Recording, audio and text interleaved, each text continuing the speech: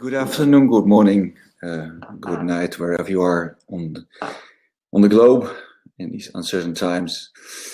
We're going to talk about scaling in times of uncertainty. We could also expand it to scaling in cases of uncertainty, as just Oliver explained to us with Siemens Energy. They're moving into the new energy area, which is also an area of high uncertainty. I worked at DSM and we have been working on these high uncertainty areas for a long time. So I want to share some of the insights we gained in that area. I'm working for some time now in the area of purpose-led, performance-driven commercialization of knowledge and technology. That is a long sentence. And of course, when I started 20 years ago, I did not know I was going to do that. Like Steve Jobs said, only when you look back, you can connect the dots and build on that later on. I started at the Philips Nut Lab. That was a very famous lab, let's say it was the Bell Labs of maybe Europe or the Netherlands at Philips. And that's where I got inspiration for working in new business development and commercialization of new technology. At that time, internet was a little bit known, but not very much. So we were working on CD Interactive and see if we could push it over a network. At that time, there was totally not any market for that. So we were just seeing, can it be done technologically? And can we also make a market out of it? A couple of years later, I joined ICIS, Integrated Center of Informal Studies at the Maastricht University. That was set up, it was a spin out, or so it was a startup, set up by two professors who came from the United Nations, having worked on a Limits to Growth project, and said, we want to do the same thing in Europe. So they set up ICIS, and then Maastricht University decided to see if we could make that into a spin-out. And our first assignment was uncertainties in methane emissions. And that was very interesting because it was complex. It was also for the IPCC.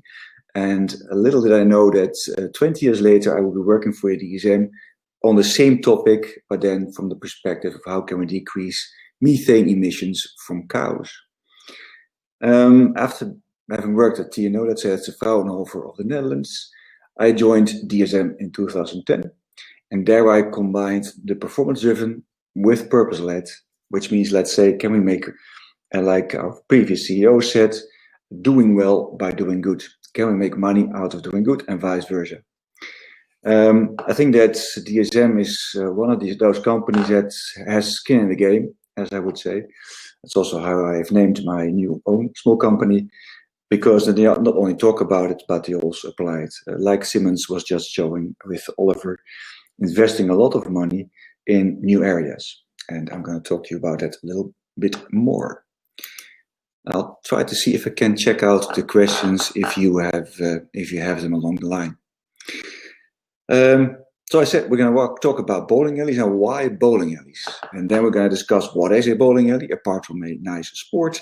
And then, of course, we're going to discuss how to use a bowling alley. Well, probably, and if not, let me know, you recognize the following situation, which we run into a couple of times at DSM. You've been able to develop a product around a new disruptive technology. And maybe it's even those methane decreasing cow feed, or maybe it is a technology with which you can develop a circular mattress. And you have those minimal viable prototypes. And they're working, and they are even met by enthusiasm. You've shown the stuff to the first lucky ones, and some of them were really, really enthusiastic. So you go like, I'm good to go. There's a lot of enthusiasm. Let's just continue. But lately, there is actually little traction. And the traction is decreasing. And there is very limited adoption of the technology and the product. Strangely enough, a number of companies keep showing interest. They keep asking you back, but they don't buy. In the meantime, your burn rate is going up and your competitors are catching up. And that's not only bad for the profit, but it's also bad because they might change the benchmark against which you're developing your product. That is not nice. And you stay, and it's not only a couple of days or a couple of weeks, but it's already months, and sometimes it can be a couple of years, depending on what kind of industry you work. These are all signs, and I think Steve Blank, one of the venture development gurus, said a big sign you've entered the chasm, because we're now in a chasm. I'll show you in a minute what it is. A big sign of that chasm entering is the fact that you get kept on being asked back. You're not selling, and at that time you're basically only educating the market. By the way, on your own cost. So that is maybe not something you want to continue to do for a long time. So you're in the chasm. Now, what is that? I think many of you will know this distribution. It's the distribution of basically any market in terms of customers. On the total left, you have the innovators, the people that will always buy stuff because it is new. And totally on the right, you have the laggards, skeptics. They will never buy. Well, maybe they may buy an iPhone 20 years later when it's really expensive. And then there are segments in between. The curve indicates the size of the segment. So there's very few innovators, and there's a lot of early majority and late majority. And they call it Main Street. Geoffrey Moore developed this approach. Now, the new thing that Geoffrey did was, if you look at the original distribution, there's no chasm. Everything is connected. So it seems like, well, you go for the innovators, then the early adopters follow, then the early majority follows, then the late, etc., etc. But it turns out, at least in the cases that we've been working on, that this is not really happening. Specifically not in areas, I think, which Oliver just mentioned as being adjacent and transformational, especially transformational, but in our case also adjacent. Because what's happening? The early people you show your MVP to, the innovators and the early adopters, they're the so-called visionaries. These people have been waiting for a manifestation of their ideas for a long time. And then suddenly, us or your company comes by with an MVP, indicating, showing that what they have been saying all along and what they've been laughed at for a long time, it is possible. They see this as a first manifestation of their ideas. It's a first validation of their ideas. So they're really enthusiastic. They're so enthusiastic that they might even, or they will even buy your product. They will even use your product. And they will, even though it's an MVP, a minimal viable product, and in many cases it's really minimal and hardly viable, they don't care. Because for them it is really the first thing how it can really be done. And then you are there. And nothing happens, like we said. And you keep on pushing, and you keep on going back to maybe some other adopters, to people tell you that these are other early adopters, but nothing happens. What's going on? What's going on is basically that in that market of the adjacent markets and the transformational markets, the next group, they have a different mindset. And we call them the early majority, but we also call them the pragmatists. And these are the, let's say, the regular purchases of a regular corporate. Or the regular business segment, or the vision leaders of a normal corporate.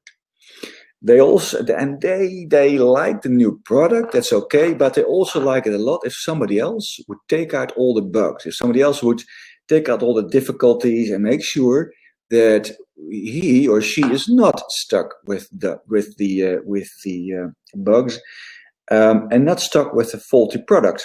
Because if he or she has a faulty product, then his boss might likely go like, why ever did you buy it? It was an MVP. Aren't you sane?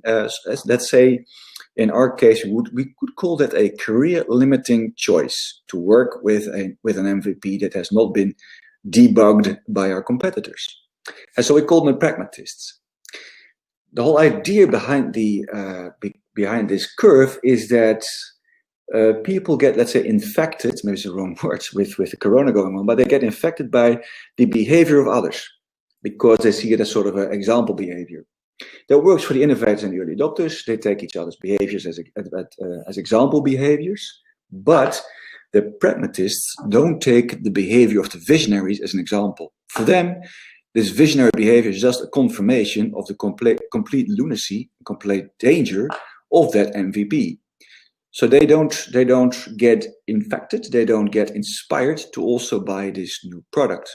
And there you are in that so-called chasm, and nothing is being bought. Now, how to cross that chasm?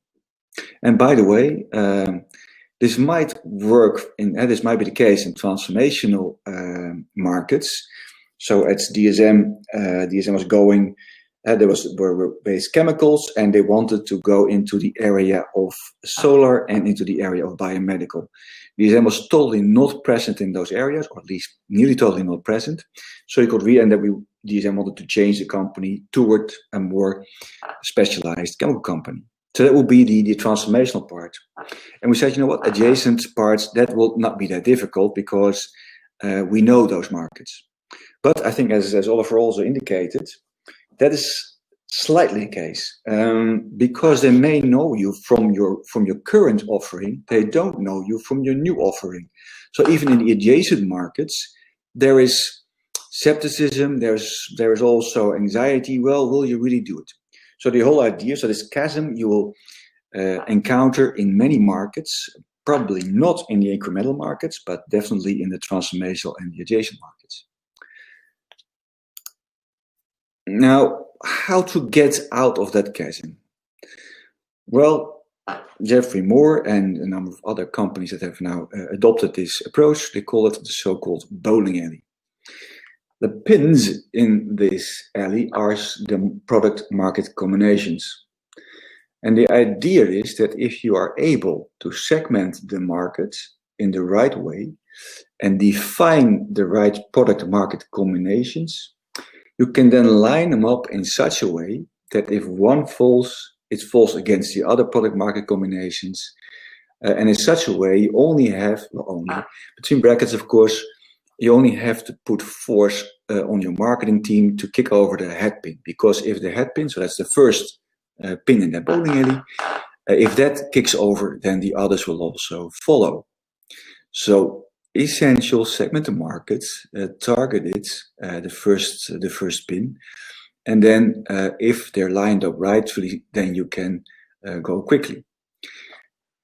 So what we call that think big. So in that sense, because at DSM, if you're in the life sciences part, one of the big kingpins, so these are the pins at the back end, as you can see, is always Nestle, very big company, and if you can sell into Nestle, that's very good for DSM and probably also very good for your career. In the materials part, it's always IKEA, same thing, big company. If you can sell into IKEA, good for DSM, also good for your career. However, as we saw in the previous slide, IKEA and Nike, they are, let's say, the pragmatists. So they would really like it that we, in this case DSM, first have taken out all the bugs, and then via sort of a stepstone strategy would indeed get to the big companies, to the Nestle's and the IKEAs of this world. These these kingpin markets, so the end markets, can be huge, really thinking big. I'm not sure at what size in your company is the case, but at DSM, you usually had to, if you wanted to go to the board and get their interest, you would really have to talk about a 300 million or 500 million market, attainable market. But as you probably know, there is no market that you can just conquer, a 500 million market you can just conquer in just one strike. It doesn't work like that. So then how to get from this thinking big to acting small? Because if you act small, if you eat the elephant bit by bit, then suddenly you can move. Currently, I'm working also with a hydrogen project, and all these opportunities. I think the minimum size is now 500 million to 1 billion. That is huge. And what you see happening now in this group of people that are working on that, there's this threat or the danger of a standstill because it's too big. So now we really have to work on how can I make it small, but in such a way that once we have made it small, we can scale fast, so that you can get to those big projects and can get to those bigger opportunities. And there's a couple of things that are really essential, and we'll discuss that later. But basically, the whole bowling alley approach is how can I cross that chasm by using a sort of a niche So it's niche segmented market approach. Now, how do you then develop a bowling alley? And don't worry, it looks complex, but I'll take you through a case from DSM where we applied this whole thinking totally. So what you normally do, what we do is let's say, okay, dear managing board, you'd like to get a 500 million business. Now let's see if you can make it, if you can sort of segment that in smaller parts. And we've been doing that for biomaterials, we've been doing that for biodegradable materials, we've been doing that for feed ingredients, food ingredients, etc. So can we segment the total market of 500 million or even bigger than that into smaller segments? That's really important. I'm not sure about your companies, but in our case, it's rather challenging, especially if you move into those areas which are totally new. Let's say the circular economy. For us, at least, it's rather new. The energy transition, it's rather new, and now hydrogen is also a new kid on the block. So now how then to segment that market if there is not even a market yet? Might also be very helpful, because then you can also sort of shape it in such a way that's beneficial for your purpose. Now, if you've sort of segmented those markets, you can also decide on, okay, which are now the big ones where the real money will be made, but where they also need a finished product. And these are the kingpins at the headpins at the end of the bowling alley. And what are now the markets where I can start? Where I can start small, where in that market of, let's say, hydrogen economy, the hydrogen market, what are now the smaller players? Where can I sort of test some of my assumptions on green hydrogen or any other applications that you might think of? Now, if you know that, then you can line them up in such a way that you can follow sort of a step-stone strategy. So then step one is, okay, what are now the big markets? Where do I want to go to make money or to create a big impact societal? Then from that, how can I segment it into smaller segments? So how can I make the segments and then also choose the one that is the smallest? Also important to start with a small segment. I think one of the key reasons to do that is that if you're in a small market, you can also sort of set the standards. Specifically, if you're into this transformation or adjacent markets, the pragmatist buyer is always looking for the fact that he's buying from the company that has set the standard. And you can do that in a smaller market. You can't do that in a big market. It's difficult to do. And like Jeffrey Moore once said, it's better to be a big fish in a small pond than the other way around, because as a big fish in a small pond, you can sort of help set those standards and take away the uncertainty from the purchasers. So now you've got your kingpins, the big markets. You've identified your headpin, where you want to start, your beachhead, and then you sort of line up the product markets in between, in such a way that you can create maximum leverage. That's also why I highlighted leverage, because it only works. Otherwise, you have just a triangle with a couple of bubbles in it. But if it's only a bowling alley, if there's leverage. So if there is a way that these segments are connected, that these customer segments talk to each other and are influenced by each other in such a way that they will adopt each other's behavior. Then critical is also that you select a strategy. Basically, as you can see from this slide, there's two types of strategies. One is I'm going to move into a product innovation strategy. So I stay in the same segment as segment 1 in this case, and I'm developing new applications, version 1, version 2, version 3. The other approach is no, and because it's usually a faster strategy, but you have to develop new products, and that can cost money. The other approach is, I don't want to develop new products. What I will do is I'll develop new markets, and I'll use the same product and I'll test it in different markets. And in this case, segment 1, segment 2, segment 3. Now, if you've done this, then you've got your bowling alley. You can also indicate, as you can see from the arrows on the side, what's the time to Main Street. So what's the time that you will, that managing board can think of those 500 millions. And in that case also, how big is the expected total sales. It's very important to indicate also for yourselves the timeline. So, okay, that's also what we did. We can get to those 500 million, maybe, but it will only it takes a lot of time, and there's a number of market segments to conquer before we get there. So that's also good for a discussion with the managing board or with your leaders. And critically, final point, is also this classic and this very popular notion of pivoting. Really important, because it might not work as ideal as you might have set it up. You may need to pivot, and the pivot means that you either change your market with the same product, or you change your product with the same market. So you might have started off on a left-hand strategy, the whole products, and you may need later on decide to go to the right, to go to a market innovation strategy for all kinds of reasons. And I'll show you a case in a minute.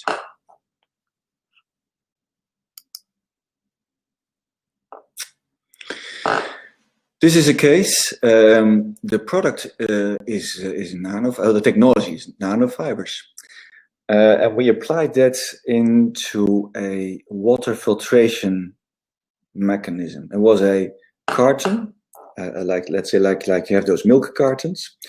And what my very clever and the request came from one of the biggest NGOs in the world, and they said, you know what? Whenever there's an earthquake, there is water around, but the water is really contaminated, and you can't use it. If the people drink it, they get even more sick than they are already. Dear museum, can you do something about that?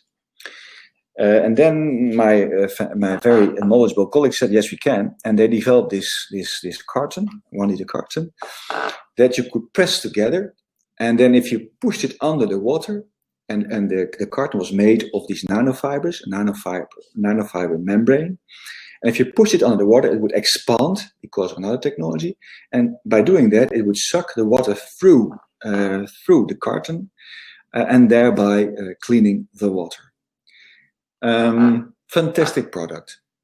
So it's a little bit small. Let's see. The first application we thought of was, and the thing was called Water for Life, the Water for Life container. And we were selling it into the disaster relief area. So these are the NGOs, the Red Cross of this world, that are there, let's say the first responders, the first probably 2 to 6 weeks when there's nothing on the ground. And they want to drop it also from a plane. That was also part of the use case. So it can't be glass, it can be anything that can break. So that was the first segment that we wanted to try it in.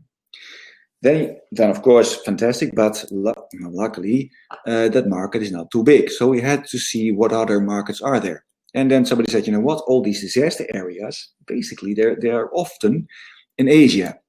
They're often in areas what we called at that time the bottom of the pyramid. And think of an archetypical mother of 6 in the Bombay suburbs that also needs to keep her husband healthy because he is gaining the income for the family. And he also needs to have fresh water, and it doesn't come from the tap. So she might also be interested in this Water for Life container. Then still, if you tally it all up, that was not enough to get to a serious market. Because also, as you probably in your case also, DSM has a couple of factories that have to run at 98% utilization. They're big, so you need, and it's nanofiber, so it already indicates it's small. So we have to make this really economically feasible. We had to scale it up further. Then we said, you know what? These mothers from India, they watch television, Star TV, and then if they would see that people in America are also using this, then they will even be enticed to buy it even faster. So we also need to conquer the American market, and there it was the so-called weekend warriors. Fathers or mothers are both taking the kids into the forests in the weekend and surviving in those forests. There are some pills, chloride pills, that helps, but they taste awful. So they might also want to buy one of these Water for Life containers.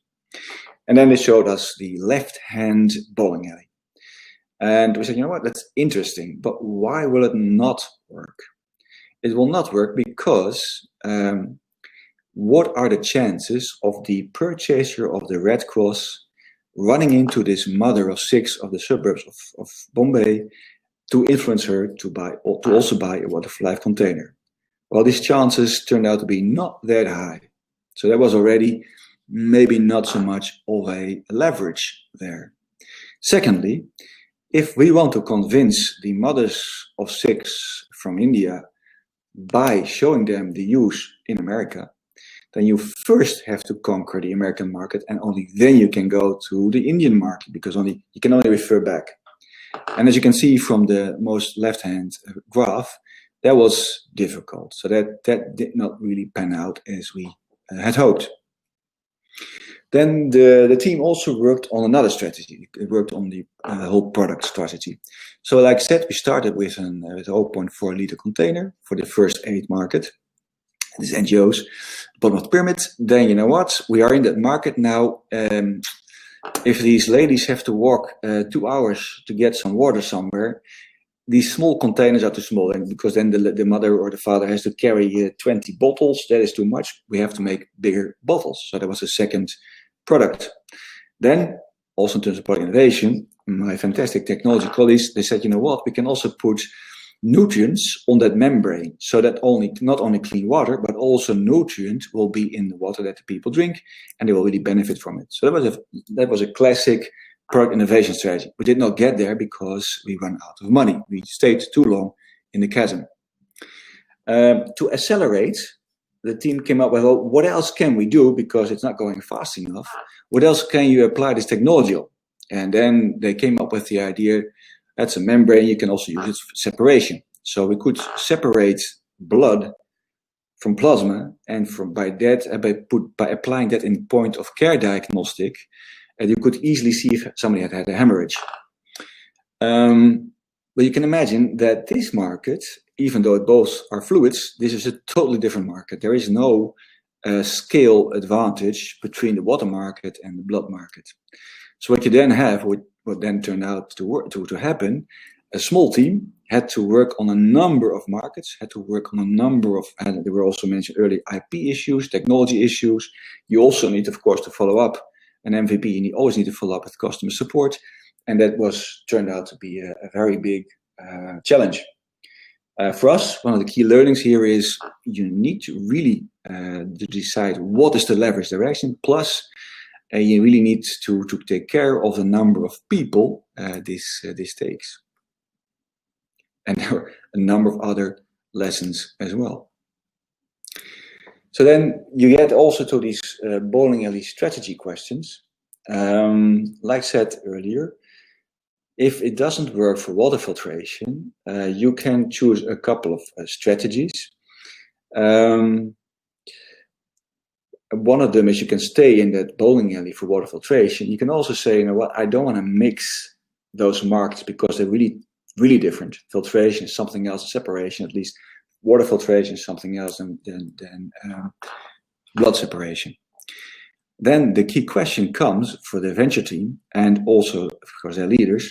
Now, do I want and can I set up a second bowling alley, or maybe even a third bowling alley, on using the same technology platform? Because it turned out that you cannot benefit from market synergies. So can you then still benefit from technology synergies? DSM at this moment is doing the same thing with the circular mattresses, furniture, and carpets. But it's a key question, because it also requires separate new teams, and that is and new resources. So that's a bit of a challenge. That's a really big strategy question. The second strategy question is, we start out on some approach, and we have to change the approach along the way. I'm going to walk you through a case called Claril, and that was in 2010, 2011, still exists, by the way, making nice money. But at that time, all these concepts were not known.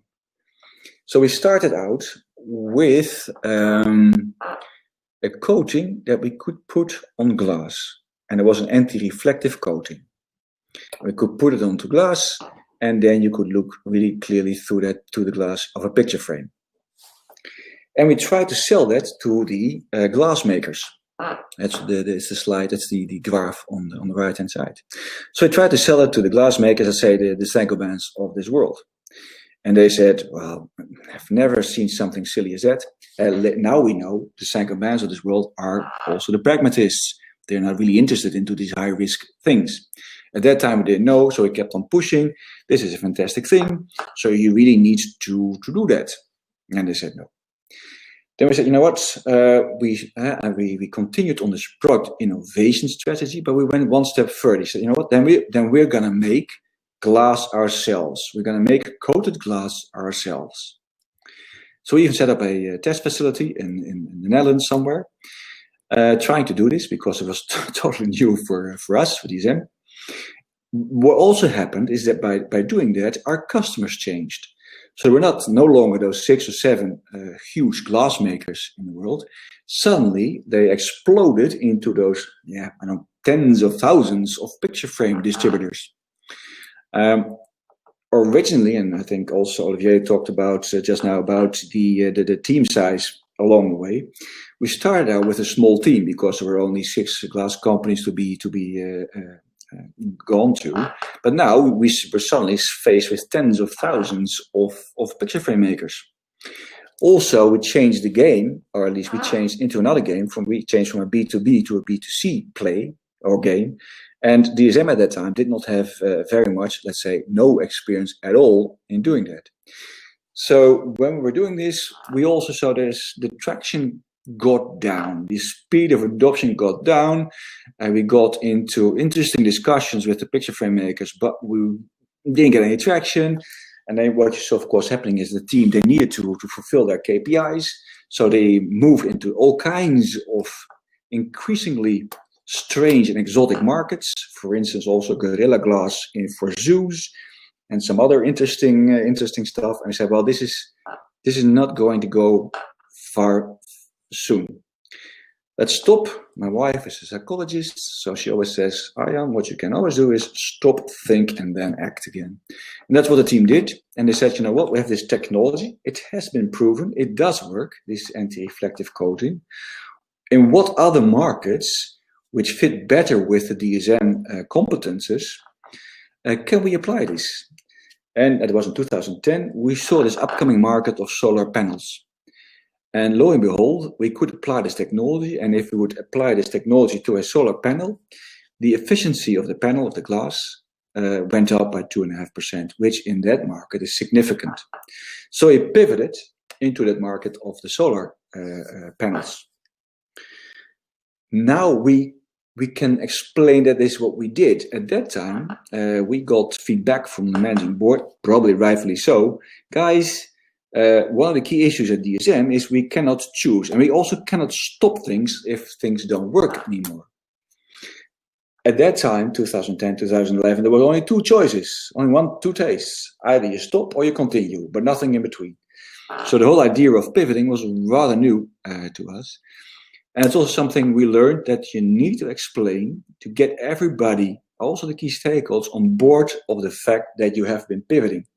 Also, what you need to be very clear about, because otherwise you might get into trouble personally, is that you say, I want the clock to be reset. Because if you don't, then people go like, well, you've been working on this whole anti-reflective coating for now 12 years. Now you're going into the solar thing, so that will be another 12 years. Let's just stop because it's just way too long.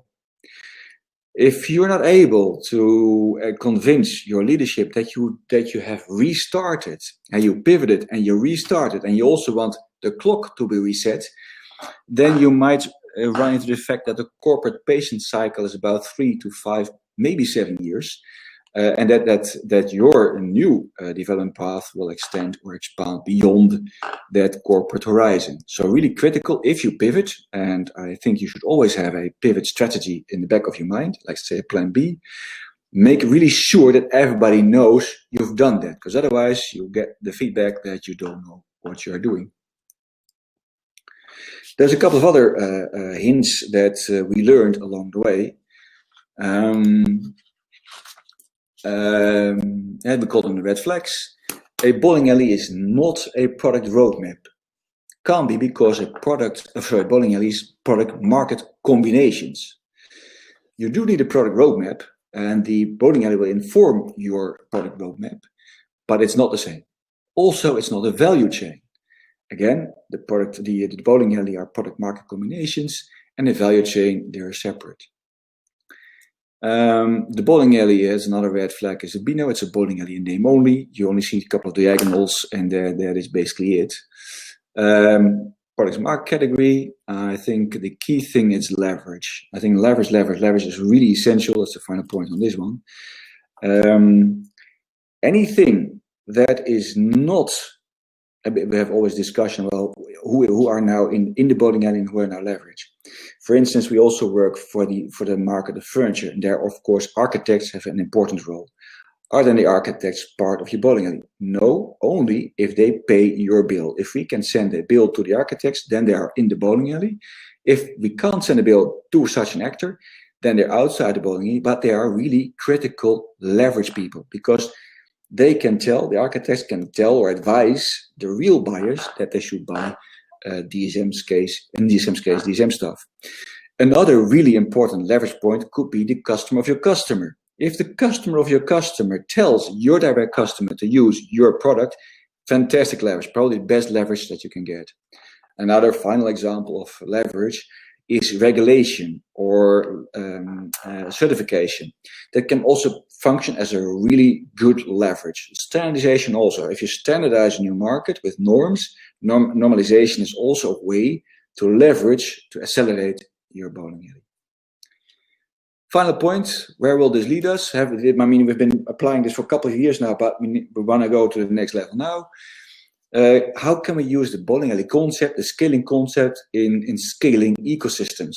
That is something else. We are now finding that out with the number of ecosystems that we're trying to develop. And secondly, maybe even more importantly, how to use this bowling alley concept in a purpose-led, performance-driven context. So it's not only about profit anymore, but it's also about sustainability. How can you use the sustainability? How does that impact the decision-making? And one thing we've seen is that when this emotional part gets involved, it is really difficult to pivot or to change course. So there's a couple of things that we now need. We now have some knowledge, and I would like to hear from you also what your experience are with this, because I think we now need to move up also with the whole things, with the whole SDGs and the Green Deal stuff. We need now to move up this whole area, this whole bowling alley thinking from profit only also to purpose-led and performance-driven. So much for bowling alleys. If there's questions, I'm very happy to take them now. And I'm gonna see to check the chat box.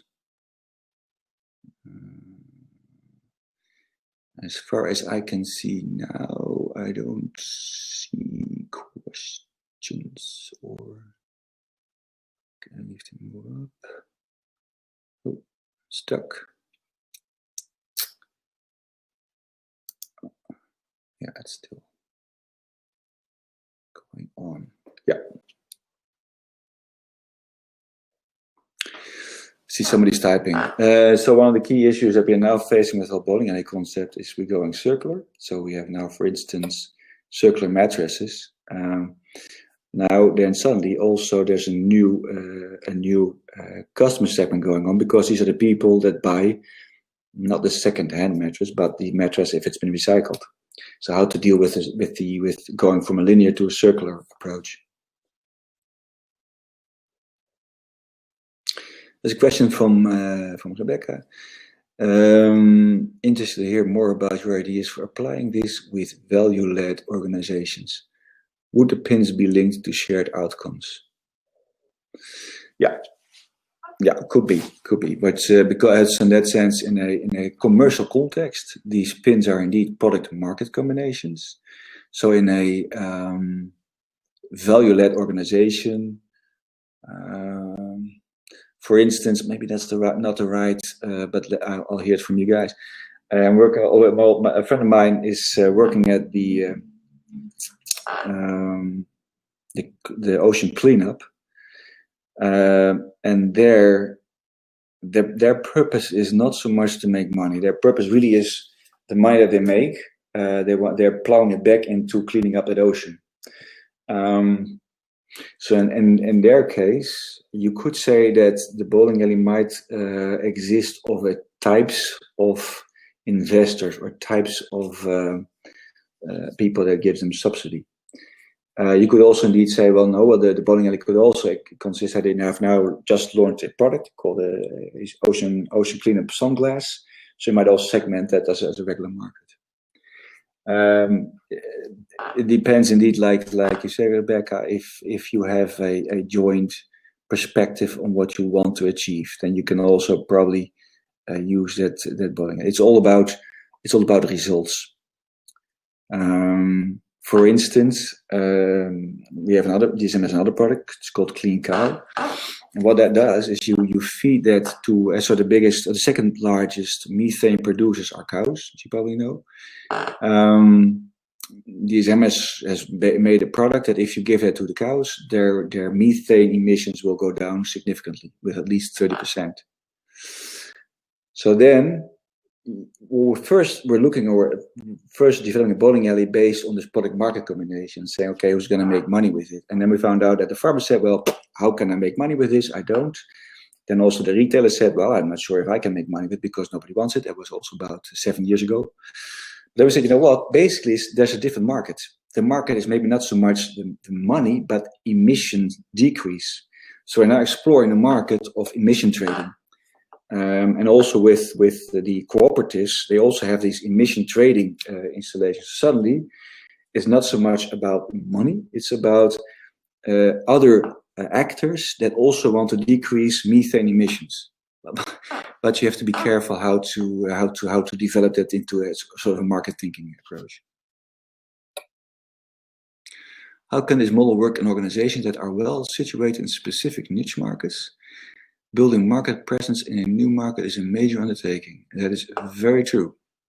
And that is building market presence in a new market is a major undertaking. And that's also why I said that maybe you can separate the market segments in such a way that the big market, if you're small, it will be very difficult to make a convincing case, but also to communicate that case to the thousands of companies or thousands of customers or big customers.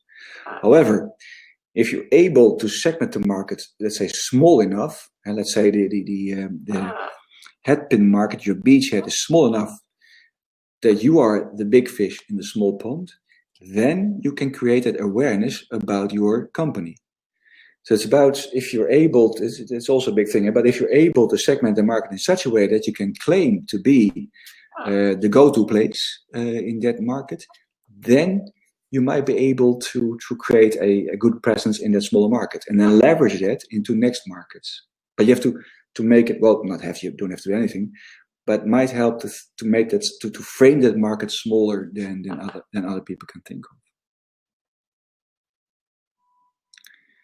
Rebecca says, I like those ideas, diverse funders and shared results as a way to engage the ecosystem. Yeah, also there, please keep it among us.